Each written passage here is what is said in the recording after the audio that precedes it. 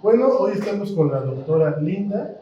Con ella hablaremos el tema de las implicaciones de una primera mujer presidenta en la historia del país. La violencia política de género como una amenaza constante. Doctora, para arrancar, ¿cuál será el papel histórico que cumplirá la doctora Claudia Sheinbaum como primera presidenta mujer del país? Bueno, pues muchísimas gracias, Josué, por la invitación y la posibilidad de dialogar y platicar sobre este importante tema, ¿no? Este importante tema para nuestro país, para nuestra vida política, pero sobre todo porque está marcando un hecho que no habíamos vivido en nuestro país. Ciertamente cada vez las mujeres estamos participando más de la vida política, ¿no? Estamos, digamos, participando en estos cargos también de elección popular, en los diferentes niveles. Digo, poco a poco nos hemos ido, digamos, sumando a partir también de esta modificación que hubo al artículo 41 constitucional en el 2014, que seguramente ustedes se acordarán, en torno a la paridad de género y demás, pero jamás habíamos tenido a una mujer que resultara electa en una contienda electoral a nivel federal, ¿no? Y en este caso, pues para la presidencia. Ciertamente en ocasiones anteriores sí habíamos tenido mujeres que habían contendido, seguramente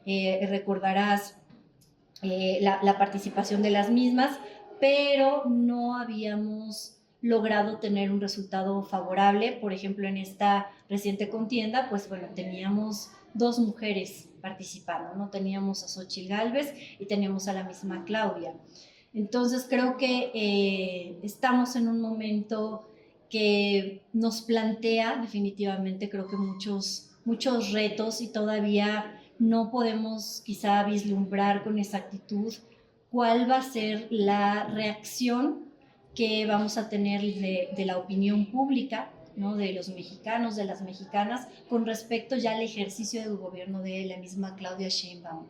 Sabemos muy bien que se está enfrentando a un contexto sociocultural, ¿no? Machista. Sabemos muy bien que en nuestro país lamentablemente pues tenemos esta situación que somete a las mujeres a un mayor escrutinio, sobre todo si están en la esfera pública y están como personajes políticos, las somete a un mayor escrutinio por parte de la sociedad en general, ¿no? En cambio, cuando se tienen a los hombres, pues nadie indaga sobre sus capacidades, competencias, ni mucho menos sobre su preparación, ¿no? Entonces, creo que aquí es muy importante destacar justamente esto de que vamos a entrar en una etapa seguramente que nos va a revelar qué tanto efectivamente hemos avanzado en México en torno a esta paridad, ¿no? Que ya se tiene, digamos, ahí establecida en nuestra Constitución. Tenemos nuestra ley también que habla sobre lo mismo, ¿no? Sobre esto, pero sobre todo socialmente, la percepción. ¿Cuál va a ser la percepción de su desempeño? Tenemos en el caso, y perdón que me extienda un poco también con esta respuesta, pero es que no olvidemos que Claudia Sheinbaum fue también jefa de gobierno. Entonces ella ya tiene esta experiencia también con respecto a cómo ha sido valorado su papel y su desempeño, ¿no? En este caso sí fue más valorado o criticado por el hecho de ser mujer, que yo creo que no, Josué, y eso es interesante, y que quizá eso nos pudiese decir que muy probablemente sí vaya a haber críticas, claro, a Claudia en su papel como presidenta de los Estados Unidos mexicanos en razón de su género, pero quizá pudiese darse el caso de que realmente pudiéramos centrar la atención hacia lo que realmente debemos de centrar la atención, y en este caso va a ser la manera en cómo va a conducir nuestro país, ¿no? Permítame aventarle una pregunta en tono de provocación. Hay una pregunta muy absurda sobre si estamos listos para una mujer presidenta. Sin embargo, la pregunta cuando hay un hombre no se le hace. En ese sentido, claro, hay una mayor exigencia, Claudia.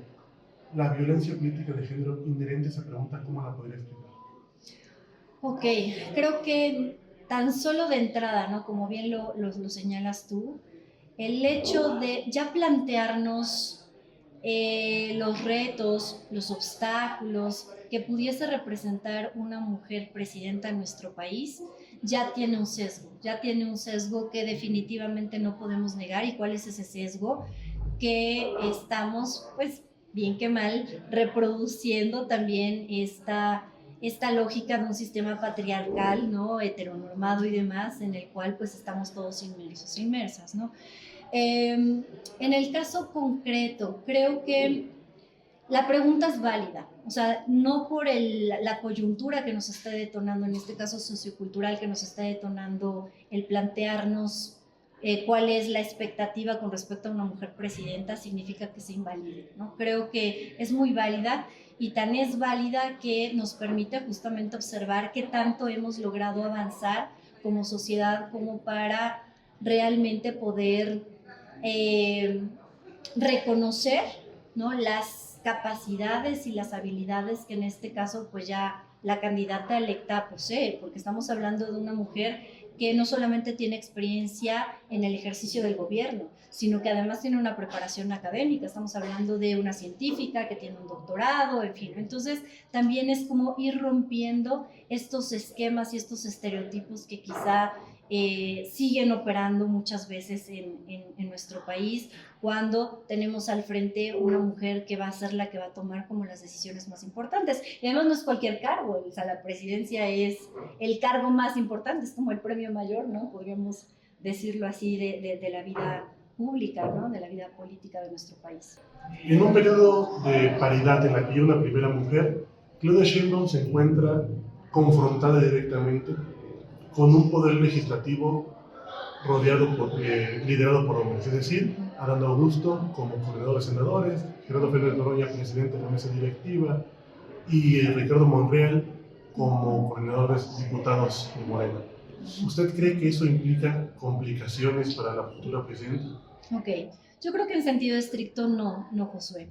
¿Por qué? Porque si estamos hablando, y hace un momento hacía yo referencia a estas estructuras que todavía siguen permeando en nuestra sociedad, que son estructuras profundamente machistas, que permiten esta reproducción de una violencia sistémica contra las mujeres, que nos someten en este caso como a un mayor escrutinio, sobre todo si estamos participando en la vida pública, no ostentando algún cargo público, pues bueno, que nos someten a un mayor escrutinio para saber y para indagar si realmente estamos calificadas para, si tenemos las capacidades, las habilidades, cosa que evidentemente no se le exige, ni se le plantea, ni se le observa a un hombre, ¿no?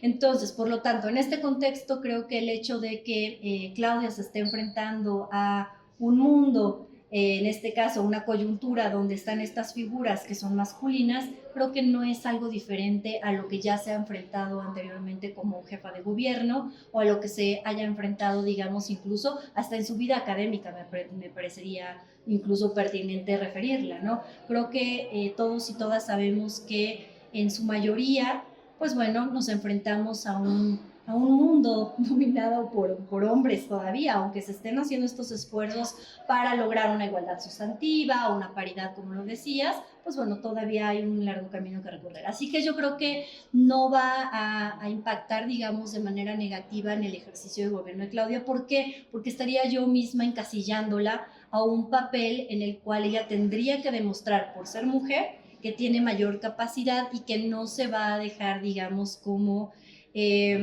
abatir o no se va a dejar, digamos, como afectar por la presencia de estas figuras importantes políticas masculinas, ¿no? Actualmente en México vivimos un espacio coyuntural de, ¿cómo se podría decir? No de politización, sino de polarización. ¿En qué punto la crítica se convierte en misoginia y la misoginia se convierte en violencia política de género?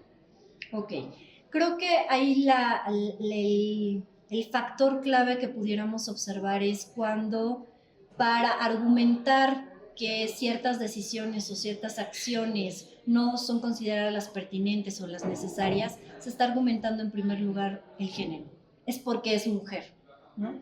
Creo que ahí es donde ya estamos entrando en el terreno de la misoginia, porque si estamos adjudicando que una determinada acción, una determinada decisión está siendo errónea simplemente por una cuestión de género y no estamos enfatizando o señalando de primer momento o en primer lugar qué fue realmente lo que sucedió, qué se hizo, qué no se hizo, e incluso, ¿no? Estableciendo como un marco comparativo. Si la razón, por ejemplo, si fuese un hombre el que hubiese tomado esa acción, esa determinación, se le va a plantear como, es que fue porque es hombre, entonces ahí estaríamos en este terreno. Por eso te digo que creo que sí, ese sería un factor determinante para hablar de una crítica que está tendiendo más a la misoginia y no tanto a lo que realmente se hizo o no se hizo, independientemente del tema como del género, ¿no? Ahora, pasando de la misoginia a la violencia política. La violencia política contra las mujeres evidentemente tiene un rasgo constitutivo fundamental y basado en la misoginia, ¿no? Es decir, en el sentido de que la mujer no es capaz de participar en la vida pública, ni mucho menos de tomar decisiones acertadas y que puedan, digamos, conducir a lo que políticamente, socialmente se espera, ¿no? Lo que la sociedad, digamos, está demandando. Entonces creo que el elemento misoginia definitivamente es constitutivo para la violencia política. Ahora, ¿cómo pasamos de simplemente una misoginia que a lo mejor queda como en unos comentarios, digamos, que parecieran hasta cierto punto inofensivos o que parecieran a veces hasta chistes, porque pues sabemos muy bien que como parte a veces de las bromas hacemos alusión a estas cuestiones de género, a los roles, a los estereotipos y demás? Cuando pasamos a una violencia política, cuando estamos,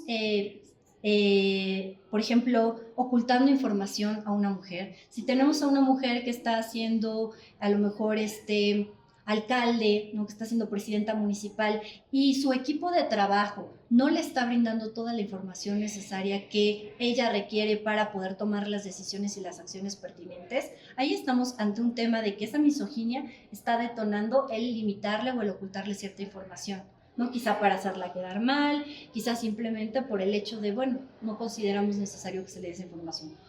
Por ejemplo, otro caso donde ya tenemos violencia política, cuando se le intimida, ¿no? Cuando se le intimida, por ejemplo, ¿tiene hijos?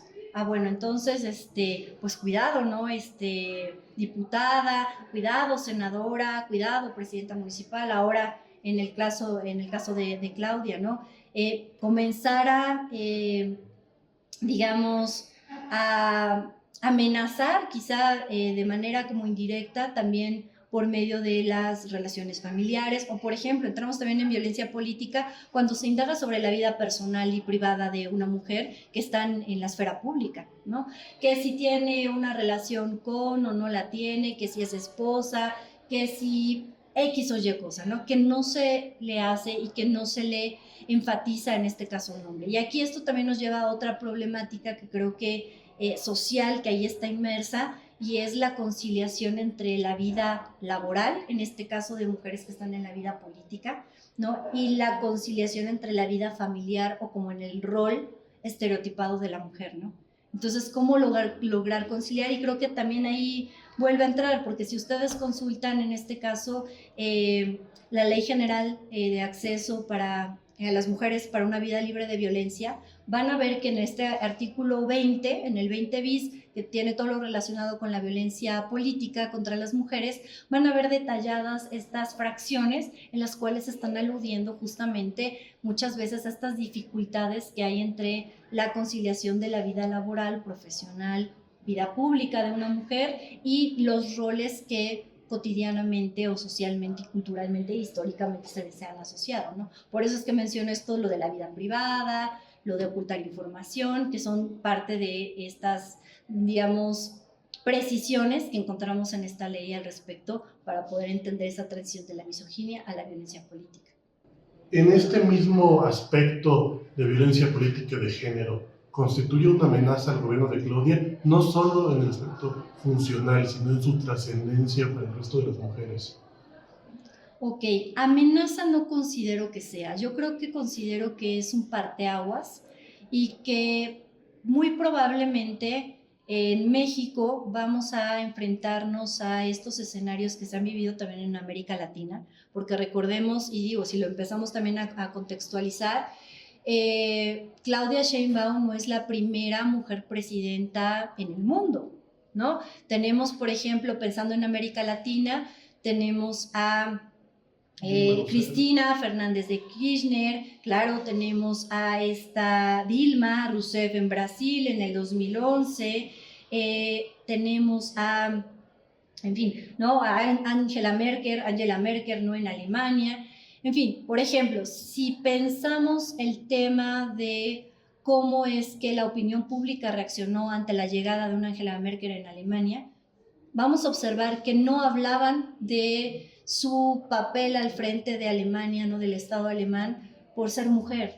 En ningún momento aparecía su género. Era elogiada o podía ser criticada, digamos, por su desempeño, en este caso por sus habilidades, por sus capacidades, por su alto poder de mando y por mantener una cierta estabilidad. En el caso de Cristina Fernández de Kirchner en Argentina, Argentina también trae una coyuntura donde pues las mujeres ya tenían también una importante presencia en la vida política. Digo, si nos vamos tiempo atrás, tenemos una Evita Perón, ¿no? Que estaba al frente y que en ningún momento era cuestionada o juzgada por el hecho de ser mujer. Al contrario, generó una gran conexión, una gran simpatía con el pueblo argentino. En el caso de Cristina, no sé, tampoco se enfrentó, digamos, como una coyuntura sociocultural que la señalara como mujer, sino que se le empezó a criticar por temas de corrupción, temas de otras cuestiones que no tenían nada que ver con el hecho de ser mujer, ¿no? En el caso de Brasil, y así nos podemos ir, ¿no?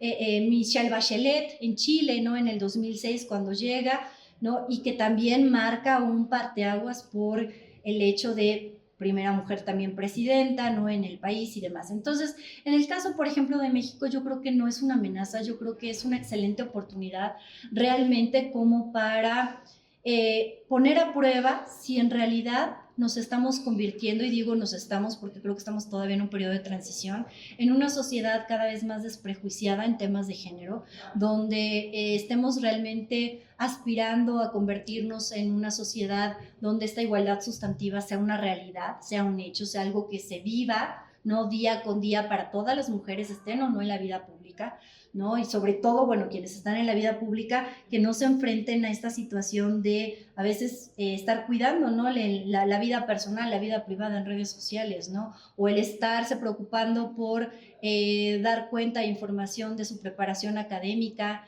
o de su trayectoria profesional o su trayectoria política, que es algo que no, ningún hombre, al menos no he visto, que esté, digamos, planteando como carta de presentación, ¿no? Como para decir, miren, sí soy capaz, sin importar si soy mujer o no, ¿no? En una sociedad tan altamente machista o con rezagos misóginos y machistas como es la mexicana, a Claudia Sheinbaum se le ha cuestionado su autonomía respecto al presidente. En ese sentido, si ella triunfa, habrá muchos que dirán que es por el acierto de Andrés Manuel de, por decirlo de alguna forma, nominarla a ella como candidata, pero ¿y si triunfa? ¿Qué pasará? Muy buena pregunta. Creo que sabemos que Claudia también representa la continuidad del proyecto de Andrés Manuel López Obrador, ¿no? Representa la continuidad de esta cuarta transformación. Y al decir representa la continuidad, significa que Andrés Manuel López Obrador la inició, y eso lo sabemos, pero como estamos hablando de, en este caso, la dimensión o la perspectiva de género, cómo puede influir, ciertamente creo que uno de los principales retos a los cuales se va a enfrentar es el separar su propia imagen, separar su propia capacidad también para gobernar nuestro país de la figura de Andrés Manuel López Obrador. Creo que la sombra que pudiese representarle a ella pudiese ser perjudicial porque, como bien lo señalas, si hace bien las cosas, es porque ya siguió la línea marcada por el presidente, ¿no? En este momento nuestro presidente, en este momento en un futuro se irá por el expresidente, ¿no? Si falla, va a ser como de, es porque a lo mejor no siguió o no se apegó o porque se distanció, etcétera, ¿no? Yo creo que aquí el factor del ser mujer quizá no necesariamente va a estar en el juego, sino va a ser justamente por esta asociación tan fuerte, esta vinculación que tenemos de la imagen de Claudia con la imagen del presidente Andrés Manuel López Obrador. Pero yo considero que Claudia va a tener el acierto, o al menos eso espero, para poder iniciar, digamos, una nueva etapa en nuestro país, ¿no? En el sentido de decir, pues sí, yo vengo de esta tradición, ciertamente se me asocia a que voy a dar una continuidad, pero también creo que va a poder marcar nuevas propuestas. Y creo que ahí eso va a ser un punto de quiebre también que nos permita justamente transitar a un México donde ya no nos sorprenda y ya no nos estemos planteando la pregunta de qué retos y qué se nos avecina ante una mujer presidenta. Seguramente habrá abierto brecha para que sean más las mujeres, no solamente que estén contendiendo, sino que estén obteniendo pues buenos resultados también electorales en los diferentes niveles de gobierno, ¿no?, en nuestro país. Para finalizar, la doctora abre brecha, abre el camino que llevan las mujeres. En este momento, en el panorama político, ¿cuál usted cree que son las 3 fichas más importantes mujeres rumbo al 2030? La carrera presidencial inició desde antes que la doctora Claudia Sheinbaum tomara protesta. ¿Cuáles son las 3 mujeres que usted ve en el mapa para poder llegar a sucederla? Híjole, pregunta interesante. Me parece que en este caso las mujeres que pudiesen perfilarse para poderlas suceder, la pregunta creo que pudiese ser como un tanto tramposa, y perdón que te lo diga, y por eso es que quiero, antes de dar respuesta, quiero señalar eso. Porque el hecho de que tengamos una primera mujer presidenta no significa que vamos a tener inmediatamente después de Claudia una segunda mujer presidenta, tercera mujer presidenta. Cuando digo abrir brechas, significa que sí, ciertamente creo que nos vamos a desprejuiciar, ¿no?, socialmente, y que vamos a confiar nuestro voto cada vez más a mujeres.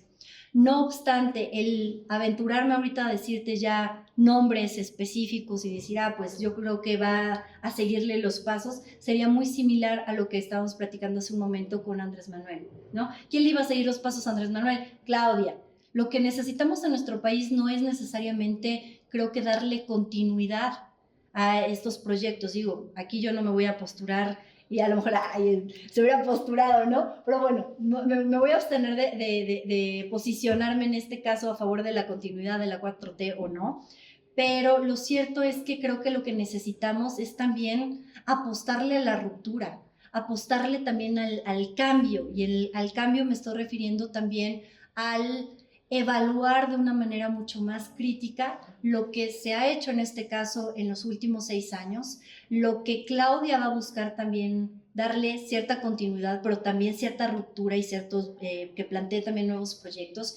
Por lo tanto, me parecería que yo estaría encasillándome, si yo les diera a ustedes ahorita nombres de mujeres, a entrar como en esta insistencia de que ya llegó una mujer y la van a seguir. Creo que tenemos que salir justamente de estos esquemas, y puede seguir un hombre, y no necesariamente por tener después de Claudia Sheinbaum otra vez un hombre presidente, significa que vamos a suspender o que vamos a detener, digamos, este avance de nuestra sociedad para incentivar una mayor participación de las mujeres en la vida política.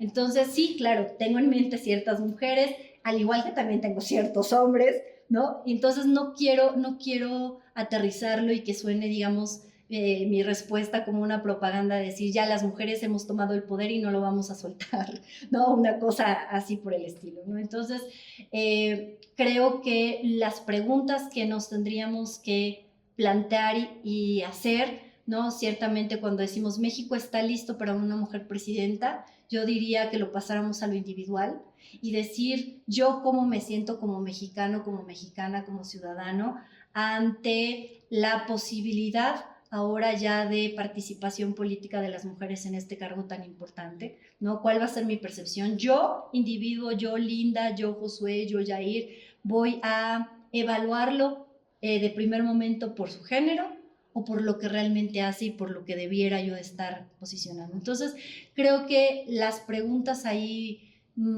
pudieran abrirse y ser como menos tendenciosas, y a veces queremos justamente romper estereotipos y demás, pero las preguntas las planteamos justamente dentro de ese marco que nos está ciñendo y que nos está constriñendo. Entonces, ¿cómo liberaros? ¿Cómo me voy a sentir yo? Y en función de eso, creo que también nos va a dar quizá una mirada mucho más crítica también de nuestra propia percepción como ciudadanos y ciudadanas de las mujeres en la vida política de nuestro país, ¿no? Y del papel que podamos desempeñar, ¿no? Y que, repito, no se trata de que seamos mujeres u hombres, sino se trata de lo que hacemos, porque independientemente del género, pues las acciones y las decisiones que se tomen no es porque eres hombre o porque eres mujer, ¿no? Sino obedecen a otras circunstancias, obedecen a ciertos perfiles, obedecen a otras cuestiones, ¿no? Sería todo, doctora. Gracias. Muy bien, muchísimas gracias, chicos.